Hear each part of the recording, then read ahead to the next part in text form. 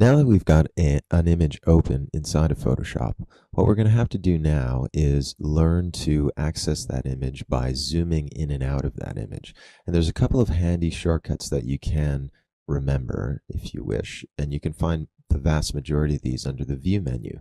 You'll notice that by pressing Control and the plus sign, you can zoom into an object, and you can zoom out by pressing Control minus. You can fit the object on the screen, Control 0, and I'll show you what I mean by that. The amount of visible area that's available, Control 0, will fit it into that visible area, as you can see here. It's done so. Another option is Control Alt or Option 0, and that'll automatically put your window, as you can see here, to 100%. If you remember those shortcut keys from before for the screen modes, F shortcut key will scroll through the ability of going full screen. Nevertheless, you can see the differences between those, but remember, Control minus will zoom out and Control plus to zoom in. And that's really handy, but as you can see, when you do in fact zoom into something, you may not want to work in this specific area, so it's handy to be able to move around while being zoomed in. And remember this little handy shortcut. If you press the space bar, your mouse will turn into, your cursor, will turn into a hand and allow you to zoom and move around the workspace. This, in fact, is what we see in the Navigator tool right here. So if you open up the Navigator tool, you can recognize that there's a little box in the Navigator tool, and right now it's showing us where we are in relation to that.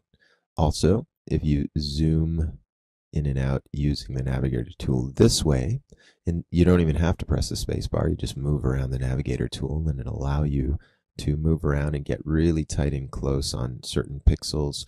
And when we're manipulating pixels for use in our Photoshop images, we're going to have to be able to move these around.